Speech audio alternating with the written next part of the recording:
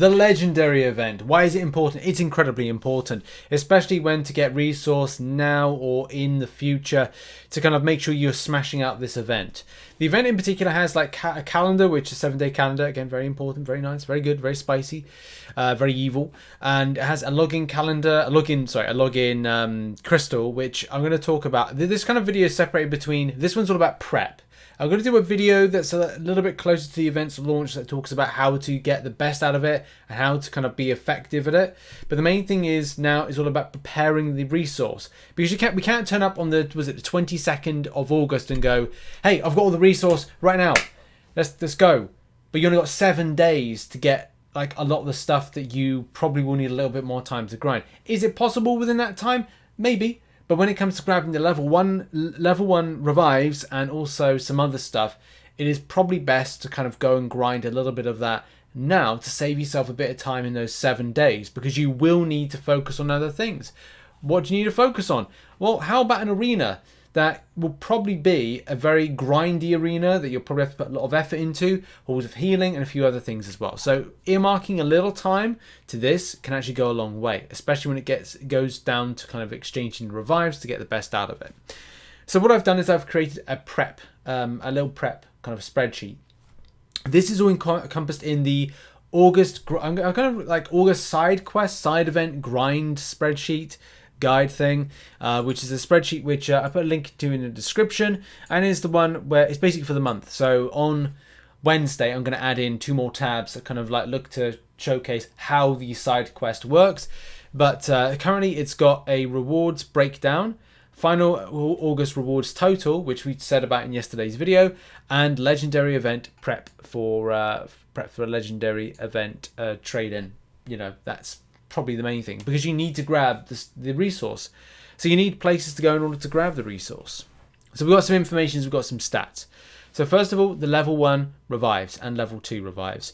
My personal recommendation, because stash management is going to be very important. I mean, you could be like myself, where I'm looking at my stash and I'm kind of preparing revives and stuff for the, or prepping for the gauntlet. And that's what I'm doing with the revives, getting ready for the gauntlet. And then I will be kind of looking to regrind out some more. Something you really need to remember is that there's 14 days, right? 14 days is when something can be in your stash to the point it expires. That is incredibly important when it comes to when is the most opportune time to go and grind out some of these revives. Well, you could say that's going to be in several days from now. That particular marker is the 9th of August, which it feels like it's a little bit way off, but it isn't. The 9th of August is when you can start grabbing 1 revive, and it will have a 14-day expiry on it, which then will expire and then kind of come close to that trade-in event. You'll possibly need about 30 of these revives, level 1 revives. And you can get these by doing the solo events. And solo events, as a lot of you know, they've got that little kind of revive on them, which is going to be beneficial. Now, I'm not doing event quest completion at the moment because it's very difficult, because I've done most of the stuff that's kind of like out there. So it means it's very difficult. But event quest completion still, you know, it's a 22-hour event. You get a revive from it. Incredibly important. Nice, nice, nice. So you're going to be focusing on that. So you want to trade in stuff. Okay, cool. Well, did you know as well that you will need 30, because it will go like this. 30 traded in to be level 2 ones will give you 15 total. Or the kind of the full kind of like volume, which is it 15? It is 15. So it'll give you the 15 that you require. But then if you're looking to trade those 15 that you have, those level 2 revives, you only get 7 of the level 3 revives. So there's going to be a big question to you like, well, I will need to get more level 2 revives because I've fully exchanged, you know, the volume to get the volume of level 1 to get level 2. What do you do about that? My top tips and recommendation to get level 2 revives, right? It's not easy. Okay, it is not easy to do that. I don't advise spending units, because units are the premium currency within the game. Why would you want to do that? But I'm sure there might be people out there that would do that. So one of my top tips would be to start hoarding 4-hour crystals. Now, where's the one? Come on. It's just trying to, sometimes like, you're going to think, I want to find, where's the 4-hour one? So the 4-hour one, you can set a timer for this if you want. I've probably skipped past this because I'm an idiot. There we go. So there's one there. Claim. But don't. Just go back. Start hoarding them.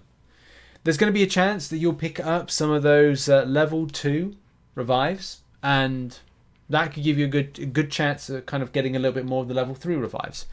because as we said, there is a trade-in. There's going to be a trade-in limit for it, which, as it is on screen, that's like there 15. So the max is 15 of those level 3 revives that you can potentially get. So if for whatever reason your stash is kind of like brimming, it's full to the brim, then look to kind of like get more by hoarding your 4-hour crystals. If you do this over the length of time, what do you get? Like a day, 2 plus, maybe 3 if you can remember to collect it. Then that's a big number. That's a big number going into the next foreseeable day. So if it's like for 20 days, that's 60 of these crystals. Could give you a good chance, maybe even more. I'm just giving you like a worst case scenario of the ones you can pick up for these. So look at doing that. Look at acquiring them by those kind of means, because that's one of the best ways. What about health potions? Health potions, level 1, level 2, level 3. Well, level 1 you can get from absolutely anywhere, especially when it comes to lower content. And for me, like it's just kind of like, if for whatever reason on the route that I normally go on, in some of the lower content like there's a revive. But sometimes on the route, look, there's a level 1 team health potion. I don't think it's really kind of like important now for that particular health potion, that team one. But if there was anything like level 1 ones, level 2. But one of the big things is that halls of healing is going to come up. And that's something to incorporate both of these particular elements here of the, the revives and the health potions, is halls of healing is coming back. Yes, okay, when the event launches, you get an opportunity to then do some trading in there. But prior to this, you could be strengthening your resolve by kind of like having a lot more of these, which is going to be great. But level 3 health potions as well. Like, where's the best place to go for that? Well, it's going to be in the special quest Realm of Legends. As a lot of people know, I'm a big advocate for auto-fighting with some very stonking champions. I can't go in there just yet because I don't want to waste energy on that revive I'm going for. Yeah, I use King Groot in this a lot. If you put a good synergy around one particular champion, they can auto-fight through. If you got the roster, if you got the strength, then you can auto-fight through some of Realm of Legends and pick up some level 3 health potions for your trouble. So that's something as well to kind of like a note for that. And yeah, Halls of Healing as well. I'm sure you'll be able to get like a huge amount at the same time. Next up is gold crystals. Gold crystals can be okay with this. I think probably with the breakdown of exchange, it's a bit more gold. The problem, I think you take a bit more of a risk with this. Where is it? There it is. 5 gold crystals equals 1 uncollected gold crystal. Now, this is very debatable as to the value of this. Take it with a pinch of salt whether or not you want to take 5 gold crystals to try and get 1 uncollected, because sometimes they're good, sometimes they're a bit, I don't know. In any case, if you do want to do it, you do want to get involved with it, there are some places you can go in order to grab some of these gold crystals. So the first thing is in your solo events and under the various different types of combats, so like Mystic Combat and the like Mutant Arena Battle, you can get a high volume of these from just by doing the very earlier milestones. So on the milestones, it's a latter point of the milestones. Latter part of the milestones when it comes to the combat ones, and then with the Mutant Arena Battle. By the way, if you want to go through the specific type of combat, you can use like a 5-star, 6-star and auto fight through some stuff. But energy consumption is and could be a bit of an issue right there with that one. I think it's normally better when you've got like arena grind, because then you can just double up on some stuff. But yeah, those are some places to go in order to kind of grab some with those gold crystals. It may be better to kind of just focus on the solo event. You've got to do the solo event in any case, because that's where you're going to grab yourself your revive. And that's going to be important for the trade-in, as we mentioned. But right at the very end of it, you do get some gold crystals. You get 2 there. I don't think there's anything. Oh, and then there's something just a little bit. And that's good because you get a gold crystal, like 3 there. So depending if you do, like for example, if you just do, I don't know, the first 3 of the gold crystals, like right there, if that is for everybody, then I think when I did some like rough kind of like numbers, you can just do like 60 plus. Depending on like what you want to do with it, more if you kind of like get the last 2 from that. So 60 plus, you pretty much smashed it. I think you got to get 50, so like 50 crystals in general to kind of like get that those 10 uncollected. So you know, is what it is. So stash management is very important with it, and it's pretty much like easy switch over to kind of like trade in some of these, especially if you've got them spare. If you don't have them spare, don't kind of like go out to spend them, but it can be advantageous if you're like, okay, well, and there's a limit to it, by the way. There's a limit to it. I would recommend as well, and that tier 5 CC is important as well. You know, if you kind of like don't spend any of the tier 4 CC class catalysts yet, those kind of like crystals, because you can do 4 for the tier 5 CC. To be honest, that's a bit of an iffy one there because it's only 2%. But if you're close to something, close to forming, maybe worth doing it. That's down to a personal preference.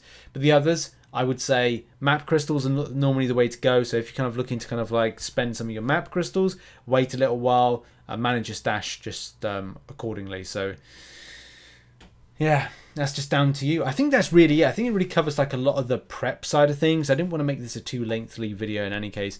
But as I said, like first of all, we do prep for legendary event. And then when the event launches, because there's going to be some tips. I mean, if you are interested with some of those tips or what I'm going to be kind of like talking about, they are the following. Hoard, there's 4-hour crystals, you know, there's that. Hoard, there's 7-hour ones, which we're going to, you know, talk about the logging crystals, and do a timer, do like an alarm on certain times of the day in order to pick them up, because you get units, boosts, and revives and stuff, so they could help you out a lot. Manage the expiry of health potions, revives, and things like that. And you know, 9th of August is your key day for 14-day expiry before, you know, starting to kind of like absolve the stash.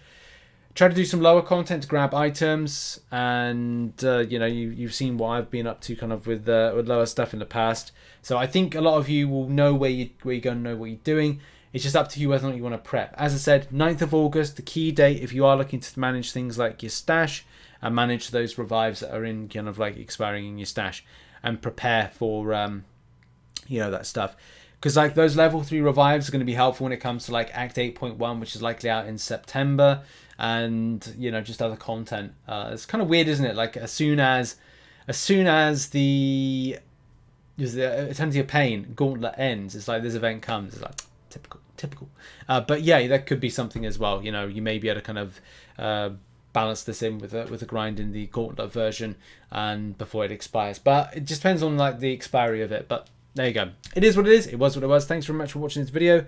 Those have been my top tips for this event to prep, and then we'll do some more with top tips when the event launches. But yeah, thanks very much for watching, and I'll see you in the next one. Bye bye for now.